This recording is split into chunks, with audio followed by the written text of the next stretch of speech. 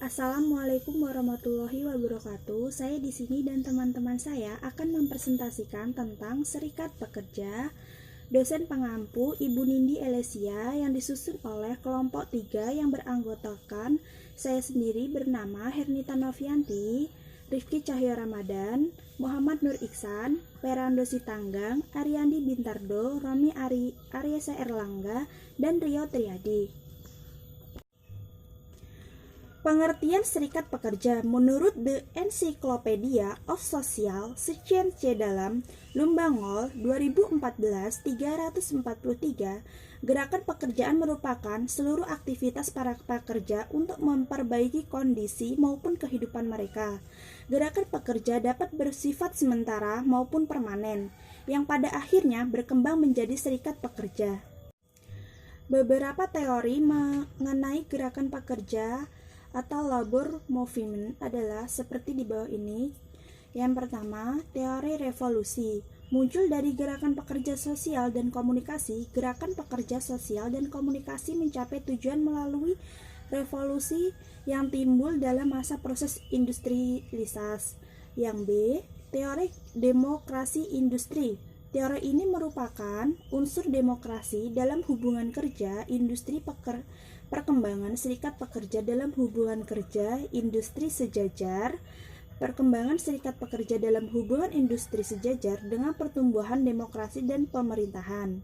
Yang C, teori business unions lebih mengutamakan aspek ekonomis daripada aspek politis. Yang D, teori sosiopsikologis. Berikut pekerja dianggap sebagai wadah para pekerja agar dapat memenuhi berbagai macam kebutuhan dan keinginan mereka. Take to action. Teori perubahan. Tujuan serikat pekerja akan selalu berubah-ubah sesuai dengan perubahan kondisi kerja di dalam perusahaan dan perubahan masyarakat. Selagi parlemen menyatakan bahwa gerakan pekerja itu ditentukan oleh beberapa faktor, antara lainnya 1. Resistensi pengusaha atau kapitalis, 2. Kekuasaan kaum intelektual terhadap gerakan pekerja, dan 3. Itu kematangan mentalitas serikat pekerja. F. Teori serikat pekerja. Untuk di sini teorinya ada 5. Yang pertama itu adalah teori kemakmuran umum. Mayoritas anggota pimpinan serikat pekerja beranggapan bahwa apa yang baik bagi serikat pekerja itu baik juga bagi bangsa. Dan upah tinggi yang diperjuangkan oleh serikat pekerja merupakan sumber daya beli yang mendorong dan memperkuat pertumbuhan ekonomi. 2. Teori labor marketing. Mayoritas kondisi di tempat pekerja ini ditentukan oleh kekuatan atau pengaruh pekerja di pasar dengan tenaga kerja. Serikat pekerja menganggap dirinya sebagai economic agent di pasar tenaga kerja. Dan 3 itu ada teori produktivitas. Open tentukan oleh produktivitas. Karyawan produktivitas yang tinggi memperoleh upah yang lebih tinggi. Dan 4 itu ada teori bargaining. Tingkat upah di pasar tenaga kerja ditentukan oleh kekuasaan ekonomi yang berlawanan dari pekerja dan majikan.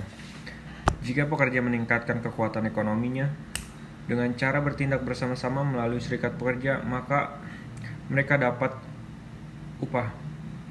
Dan 5 itu ada oposisi loyal terhadap manajemen.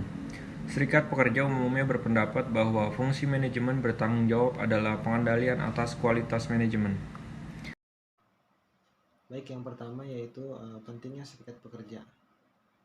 Menurut dari Al-Fajar dan Heru mengatakan bahwa serikat pekerja memberikan kepada anggotanya hak-hak yang secara hukum itu tidak dapat diperoleh tanpa adanya serikat pekerja.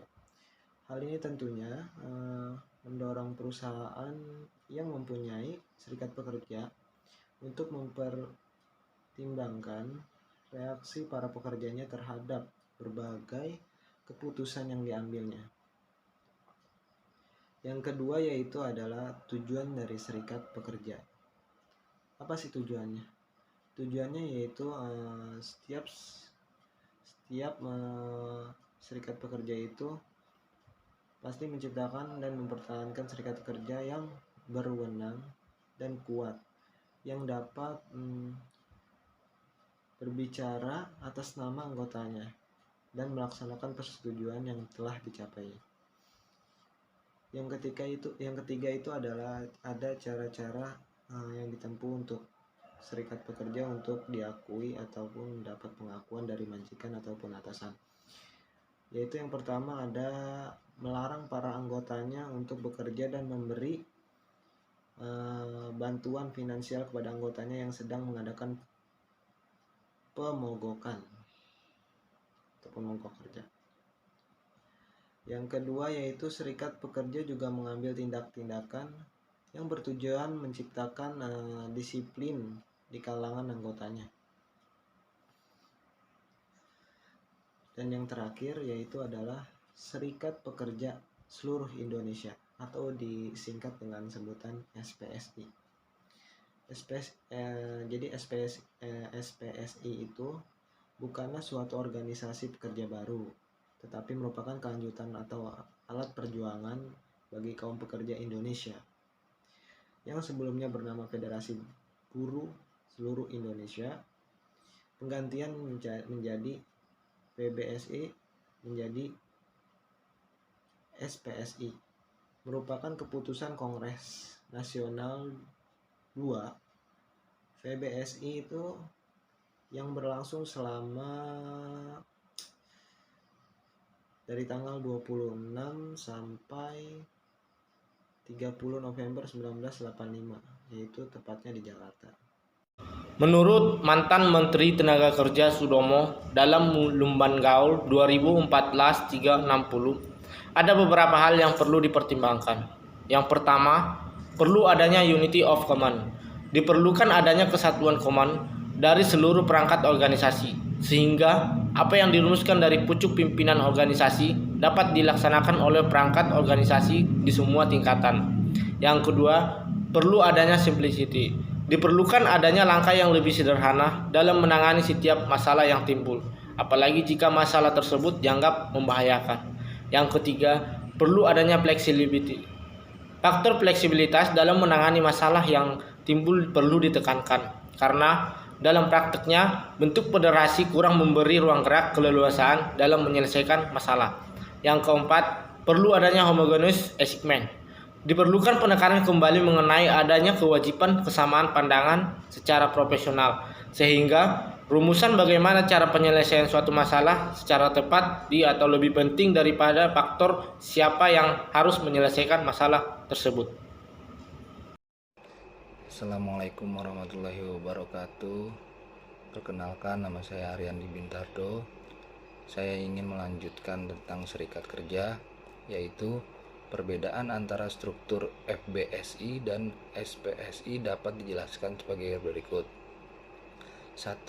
Pada struktur FBSI adanya dualisme dalam menangani masalah yang jujur terletak pada garis depan, di mana DPC maupun PC mempunyai kewenangan yang sama dalam bentuk komando. Akibatnya DPC maupun PC sering saling mendahului dalam menangani masalah yang sama, tetapi di lain pihak kedua belah pihak sering mengabaikan satu masalah yang dirasakan tidak ada akibat lainnya adalah tersambarnya tanggung jawab jika terjadi penyimpangan.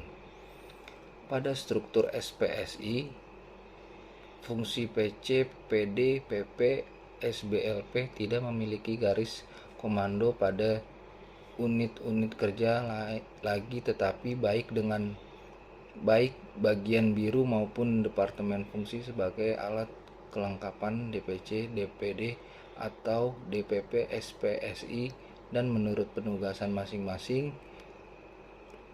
Dari segi komando DPP SPSI dengan semua unit kerja yang perangkat organisasinya mempunyai kekuasaan dan kewenangan yang utuh dan tidak ada dualisme lagi.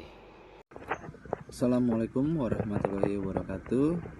Perkenalkan, saya Tommy Aresta Erlangga dari kelompok MSDM tentang serikat kerja. Di sini saya akan menjelaskan tentang dasar hukum pendiri serikat kerja.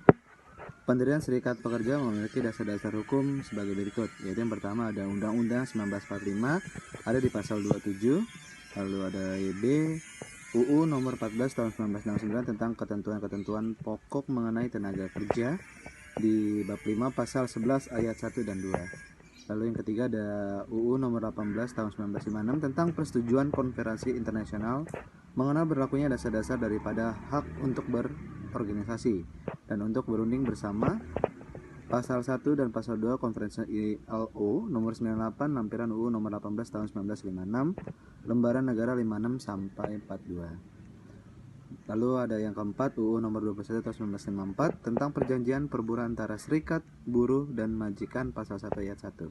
Lalu ada yang kelima UU nomor 22 tahun 1957 tentang penyelesaian perselisihan perburuan bagian 1 pasal 1 ayat 3 ya. Lalu yang keenam ada UU nomor 21 tahun 2000 tentang serikat pekerja atau serikat buruh. Assalamualaikum warahmatullahi wabarakatuh. Perkenalkan, nama saya Rio Triadi dari mahasiswa Universitas Pamulang kelas 415 reguler B. Di sini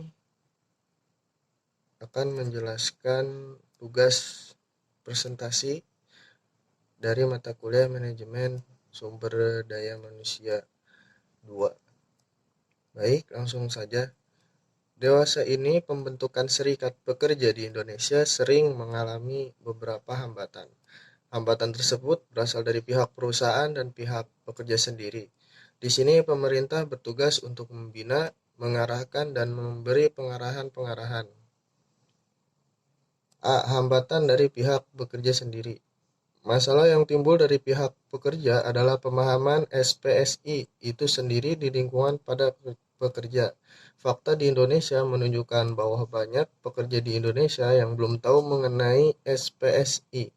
Hal ini disebabkan karena mayoritas pekerjaan bukan berhasil dari tingkat pendidikan yang tinggi. Masalah lainnya dihadapi para pekerja terhadap pembentukan SPSI adalah citra SPSI tersendiri. Pada periode sebelum terbentuknya FBSI, banyak serikat buruh yang digunakan PKI sebagai sarana untuk mencapai tujuannya. Hal tersebut meninggalkan kesan buruk yang tertanam dalam diri pada pekerja. Akibatnya perkembangan SPSI menjadi terhambat. Yang kedua, yakni hambatan dari pihak pengusaha. Dia pengusaha biasanya kurang senang dengan tindakan dari para pekerjanya yang hendak membentuk suatu wadah kesatuan organisasi mereka. Dikhawatirkan jika unit SPSI di suatu perusahaan terbentuk akan merupakan suatu kekuatan yang akan melawan pihak pengusaha. Dari lain pihak, jika unit SPSI terbentuk, para anggotanya merasa terancam sebagai tindakan yang dilakukan perusahaan seperti pemecatan, PHK, dan lain-lain. Menghadapi sikap pengusaha seperti itu, para pekerja menjadi tidak memperdulikan keberadaan SPSI. Sekian dari saya, terima kasih.